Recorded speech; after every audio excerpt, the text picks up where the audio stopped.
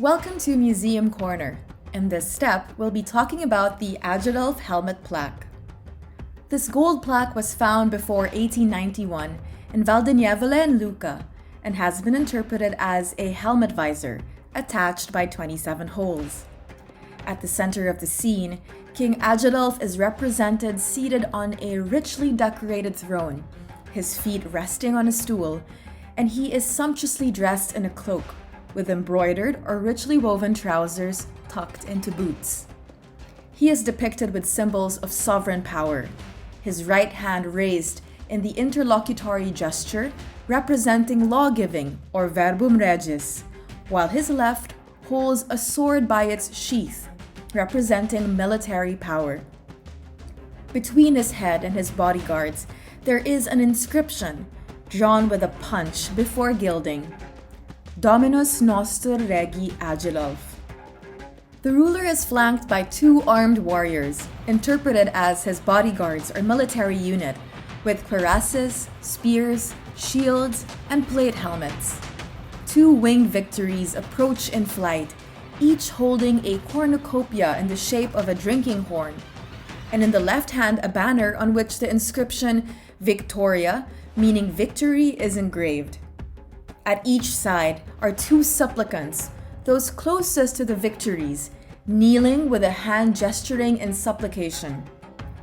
Long-haired and wearing trousers under a short tunic, they advance side by side. The one closest to the sovereign and to his left has a beard and mustache. The corresponding figure on his right, however, is clean-shaven, as are the two supplicants at the edges of the scene. Each of these holds a cushion on which rests a helmet-like crown surmounted by a small globe on which a cross is fixed. The scene is framed on each side by a 6-story tower with a conical roof, generally interpreted as a symbol of the palace or city of Milan in which the king resided. Different interpretations of this scene have been advanced. On the one hand, it has been proposed that it represents Agilolf's coronation and that the two crowns symbolize the two territories within Italy, the Roman and the Lombard, which the king would have liked to unify as a single kingdom.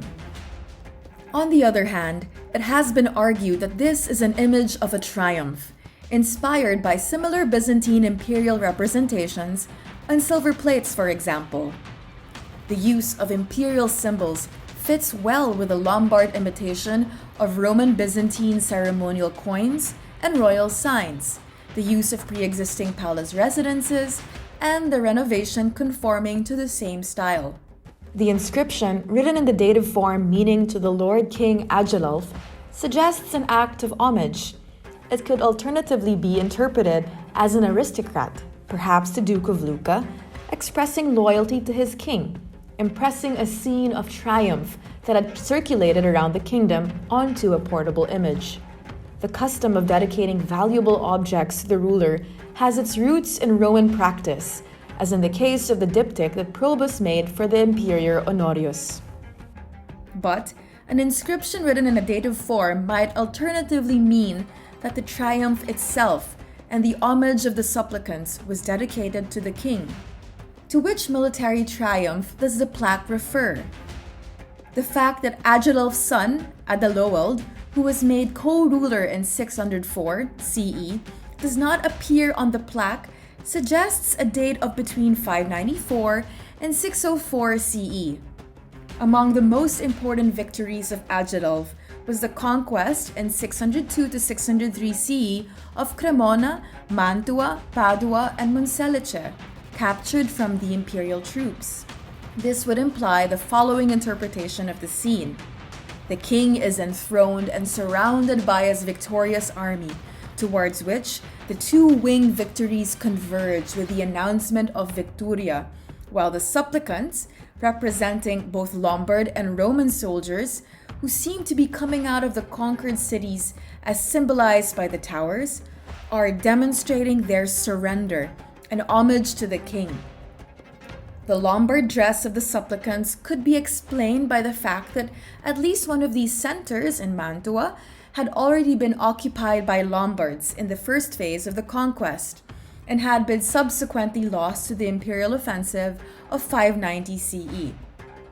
The helmet could have been a gift from the king to a commander who had participated in the war, perhaps the Duke of Lucca or an influential person.